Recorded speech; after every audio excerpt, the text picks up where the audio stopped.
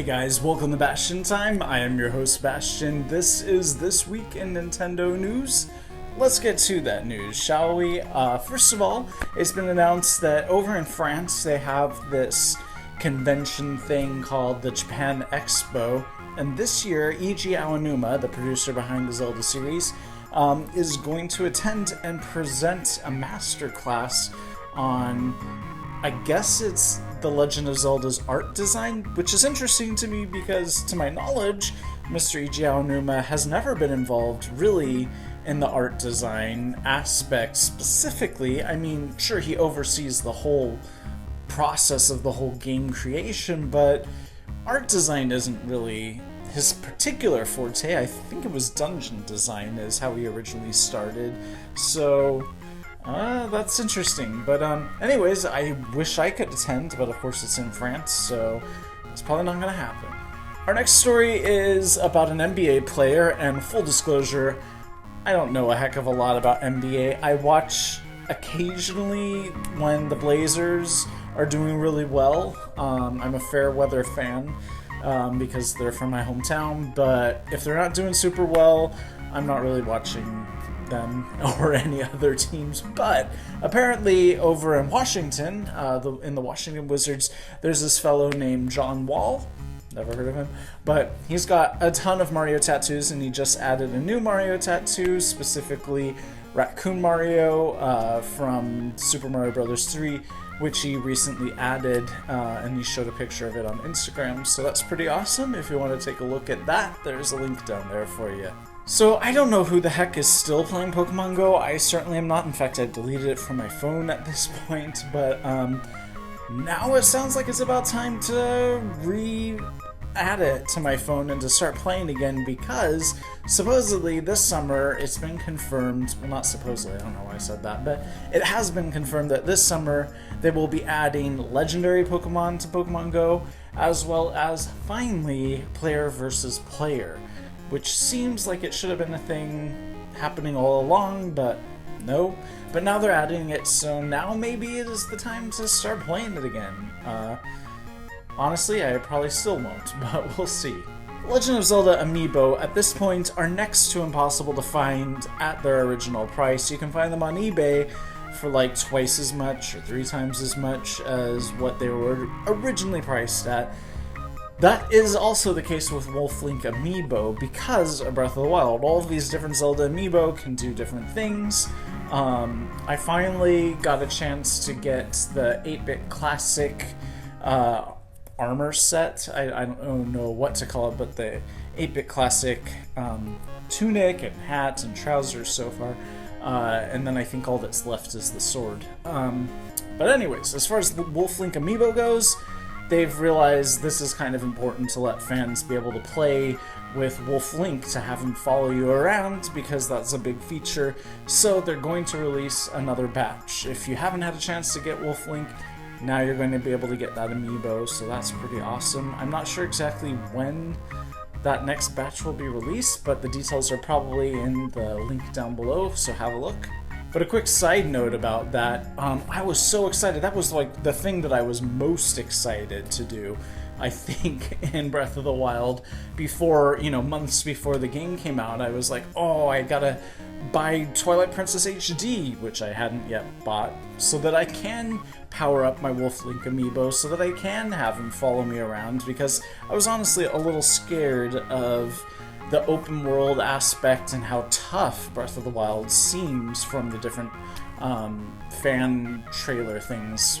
What's the word I'm looking for? Gameplay that fans took at E3 and whatnot. It looked really tough, and I was like, well, I'm going to need Wolf Link to help me out because this looks too tough for me. As it turns out, no, it was fine, and in fact, I didn't use Wolf Link at all during I think I brought him into the game once, just for the heck of it. I think probably even after I beat the game, after I finished the game, so... But this playthrough, I'm playing a new playthrough. This playthrough, I have him by my side constantly, and it's a lot of fun. I don't know why I didn't do it before. Pokemon Company has announced a brand new Pokemon game is coming to smartphones called POKELAND, which apparently is the evolution of the Pokemon Rumble series, which I never got into. But it looks like it could be pretty fun. If you want to take a look at that, there's a link down there for you. Two major companies are looking to give you a Switch in case you don't already have one. One is Pepsi. I'm not really sure if it's specific brands or just this particular flavor or whatever, but you can get one somehow through a contest that they're doing. The other is Frito-Lay, and supposedly they're giving out one Switch every hour for 6 weeks. That's bonkers. That's a lot of Switches. I don't know how they have that many, but wow. So if you still don't have a Switch and you want to try to win one, I'm sure I think all these contests are set up such that you don't actually have to buy the product. You can somehow enter without buying it. I don't know. I'm sure the details are in the link down below. We learned some more details about the Nintendo Switch Online experience, one of which is they're not going to start charging for it until 2018. They're launching it this summer. It would not surprise me if they don't have all of the features available. For instance, the wording about the thing that I was most excited about kind of makes me think that's not happening until it comes out, the paid version in 2018. But basically what that is the ability, they've taken some classic NES and SNES games and then have added online features to them. For instance, they say for Super Mario Bros. 3, you'll be able to play that online with somebody else playing as Luigi or whatever. Dr. Mario, you'll be able to play online with other people. That is awesome. The wording on that has changed such that it sounds like it's not coming out until 2018, but that when it does come out, we all thought, based on their previous wording, that they would let you play that one particular game for free for a month or something like that, because they said they'll put out a new game every month. But then after that month, you'll have to buy that game, like on the eShop or something like that, to then continue to play it and use those special online features. Not so. The new wording says that you'll have continued opportunity to play those games so long as you have the Nintendo online service. So if at some point you stop having that online service, then you lose those games. But if you keep doing it each year, whatever, you'll have continued access to those games. So that is much better. That is way better than what we thought. So that's pretty cool. But again, sounds like this isn't going to be happening until 2018. That right now, from this summer onward, it's just going to be, you're going to be able to play online with people, which is a no big duh. The director, geez, I don't remember his name off the top of my head, and I don't have it written down in my notes, but it's like Fujibayasu or something like that.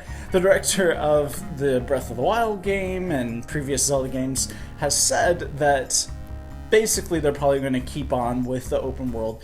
The structure that they've created for Breath of the Wild will probably be used in the next Zelda game. He says that in typical Nintendo fashion, if we can find a way to do something a little different with it, then yeah, we'll continue using it in future Zelda games.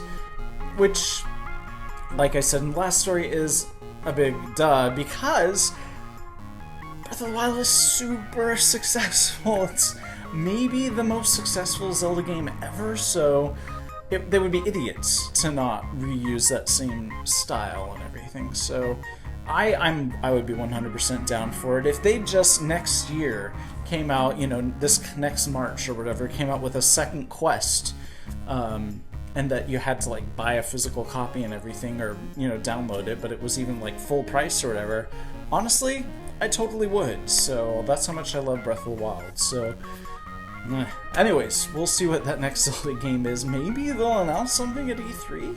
A religious corporation is trying to prevent Nintendo from using the trademark Switch, because they say they already have in practice, and had in practice before the Nintendo Switch came out, a youth group called Switch or something like that, and that youth group would create audio-visual things. So Nintendo makes games, and that's audio-visual, so they're in contrast with each other. The funny part about this is, actually, when they filed their trademark for Nintendo Switch was actually after Nintendo filed their trademark for... Wait, I think I misspoke. when they filed their trademark for Switch was after Nintendo filed their trademark for Switch, so they're gonna lose. Thank goodness. If you want to read more about that, there is a link, of course, down there. I forget what his name is, but the guy currently in charge of the second Densetsu, or Secret of Mana, series over at Square Enix, it isn't the guy who created it. That guy, Ishii, has left. He left a long time ago in order to found his own development studio, and they were actually behind the remakes of Ocarina of Time and Majora's Mask. They were involved in various other big fancy Nintendo games, and they have that new game Ever Oasis coming out. So he's doing fine. He doesn't need to be involved with Secret of Mana anymore, unfortunately, but... And as you know, there have not been any brand new Mana games out in a very long time. There was, I think the last new Mana game was Rise of Mana, and that was only for smartphones and only over in Japan, which was very frustrating. But in any case, since then he's been saying, oh yeah, we have plans for Secret of Mana 5 or Second Densetsu 5 or whatever, but nothing's materialized, and that's been years. So now in a recent interview, because of the Mana collection of games coming out so far only in Japan, no word that it's coming out over here, he was asked in an interview, well, will there be a 5th Mana game? And he says, I would love for there to be, however, we've got to make sure that this second Densetsu collection thing sells really well on the Switch first. If it does, then yeah, I'd be very excited to bring a 5th Mana game. So it sounds like they're not even in development, which is really unfortunate. But then again, I've heard all kinds of other Square Enix producers say very similar things about other games. And it turns out, oh, they were in production all along, so whether or not X game sold well had no effect. But in any case, sounds like as long as it sells okay, we will be getting a 5th Mana game, and hopefully the Mana collection will be translated and localized over here in the US, and we can get it for the Switch, and hopefully we'll buy enough of it that we'll need for a 5th Mana game brought over here as well. That would be amazing. And our final story for the day is about Breath of the Wild sound effects, and you might assume that they're just pulled from like some digital library or something.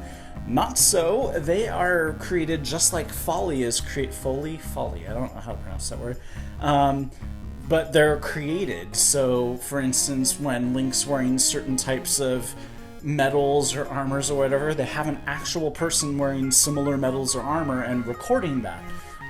His different types of footsteps, those are actual human beings' footsteps being recorded, and all of the sound effects are actual real-world things, so that is really cool. Although there's particular animals in Breath of the Wild that I'm like, is that not just a person trying to do an impression of an animal? But in any case, if you want to read more about this, there's a very detailed blog from the guy who is in charge of the sound effects. There's a link for that down below. That is it for this episode of Nintendo News. See you guys next week for more news. Bye, guys.